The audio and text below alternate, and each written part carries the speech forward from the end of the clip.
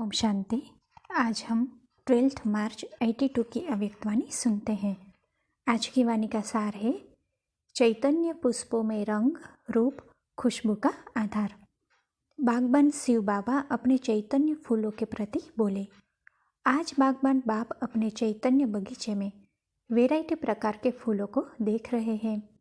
ऐसा रूहानी बगीचा बाप दादा को भी कल्प में एक बार मिलता है। ऐसा रूहानी बगीचा रूहानी खुशबूदार फूलों की रौनक और किसी भी समय मिल नहीं सकती। चाहे कितना भी नामी ग्रामी बगीचा हो, लेकिन इस बगीचे के आगे वो बगीचे क्या अनुभव होंगे। यह हीरे तुल्य, वो कोड़ी तुल्य। ऐसे चैतन्य ईश्वरीय बगीचे का रूहानी पुष्प हूँ, ऐसा नशा रहता है। जैसे बाप दादा हर एक फूल के रंग, रूप और खुशबू तीनों को देखते हैं, ऐसे अपने रंग, रूप और खुशबू को जानते हो। रंग का आधार है ज्ञान की सब्जेक्ट। जितना जितना ज्ञान स्वरूप होंगे, उतना रंग आकर्षण करने वाला होगा। जैसे स्थूल फूलों के रंग देखते हो, भिन्न भिन्न रंग देखते हुए कोई कोई रंग विशेष दूर से ही आकर्षित करता है। देखते ही मुख में यह महिमा जरूर निकलेगी कि कितना सुंदर फूल है, और सदा दिल होगी कि देखते रहे। ऐसे ही ज्ञान के रंग में रंगे हुए फूल कितने सुंदर लगेंगे। ऐसे ही रूप और खुशबू का आधार है याद और दिव्य गुण। सिर्फ रंग हो और रूप न हो तो भी आकर्षण नहीं होगी, और रंग रूप हो लेकिन खुशबू न हो तो भी आकर्षण नहीं करेंगे। कहा जाता है यह नकली है, यह असली है। सिर्फ रंग रूप वाले पुष्प डेकोरेशन के लिए ज़्यादा काम आते हैं, लेकिन खुशबूदार पुष्प मानव अपने समीप रखेंगे। खुशबूदार पुष्प सदा ही स्वतः ही सेवा का स्वरूप है। तो अपने से पूछो कि मैं कौन सा पुष्प हूँ। कहाँ भी है, लेकिन स्वतः सेवा होती रहती है, अर्थात रूहानी वायुमंडल बनाने के निमित्त बने हुए हैं। नज़दीक आने से अर्थात संपर्क में आने से खुशबू पहुँचती है, वह दूर से ही खुशबू फैलाते हैं।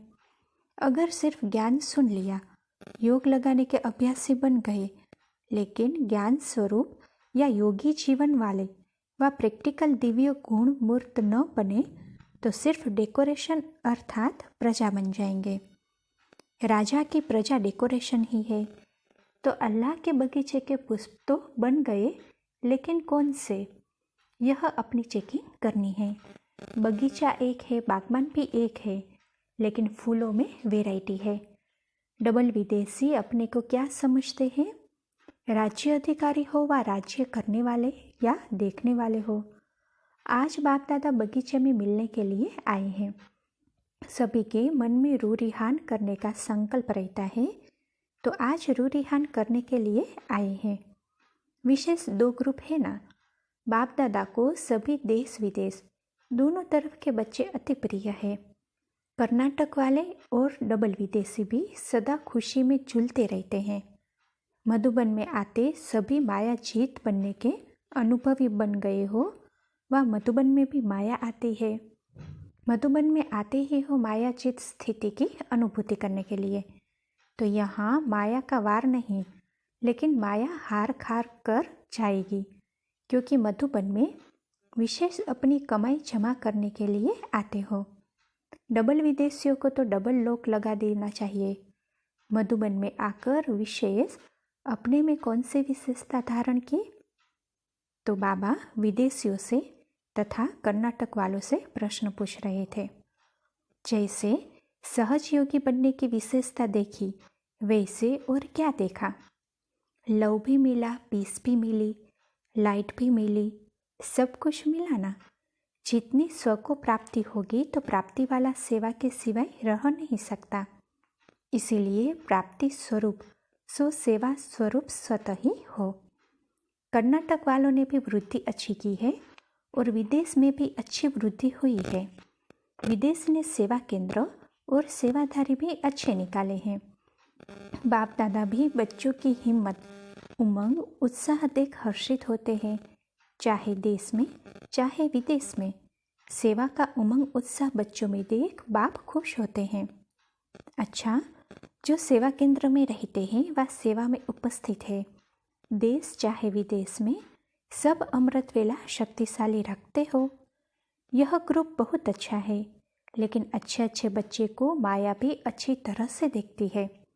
माया को भी वे अच्छे लगते हैं, इसलिए मायाचित बनना है, क्योंकि निमित्त आत्माएं हो ना, इसीलिए विशेष अटेंशन।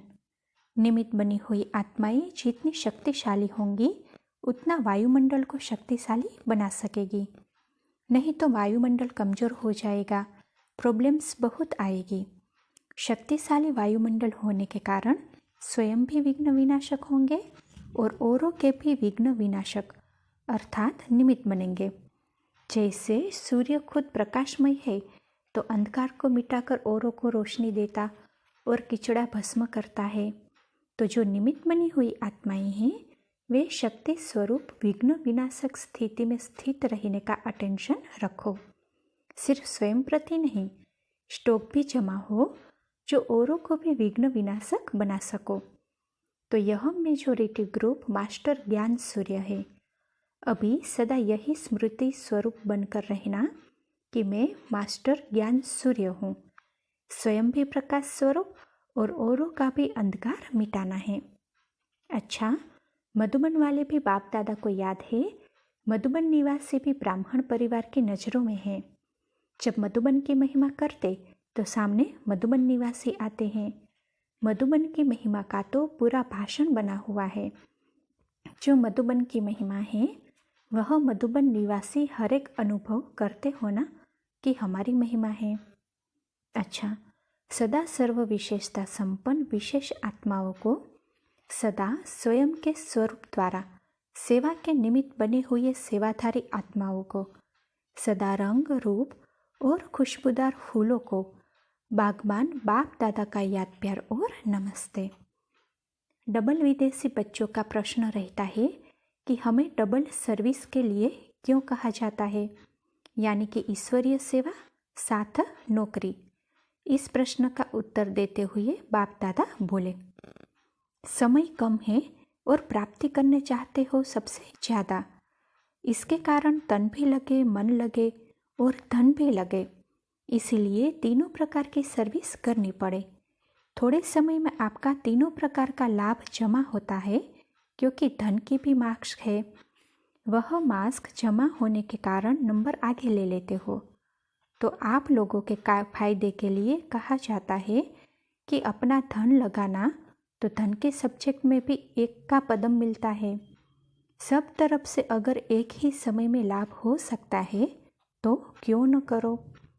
बाकी जब निमित्त बनी हुई आत्माएं देखेंगी समय ही नहीं है, इसे फुर्सत ही नहीं है, अपने खाने का भी समय नहीं मिलता, यह इतना बिजी हो गए हैं, तो ऑटोमेटिकली उससे फ्री कर देगी।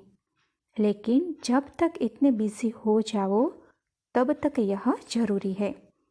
यह व्यर्थ नहीं जाता है, इसके भी मार्क्स जमा हो रही है। बिजी हो जाएंगे तो ड्रामा ही आपको वह नौकरी करने नहीं देगा। कोई न कोई कारण ऐसा बनेगा जो चाहो भी लेकिन कर नहीं सकेंगे। इसीलिए जैसे अभी चल रहे हो उसमें ही कल्याण है। ऐसे नहीं समझो कि हम सरेंडर नहीं हैं। सरेंडर हो, डायरेक्शन प्रमाण कर रहे हो, अपने मन से करते हो तो सरेंडर नहीं हो।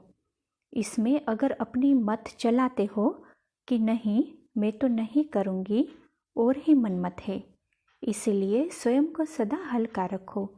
जो निमित्त बनी हुई आत्माएं हैं वह अगर कहती है तो समझो इसमें हमारा कल्याण है।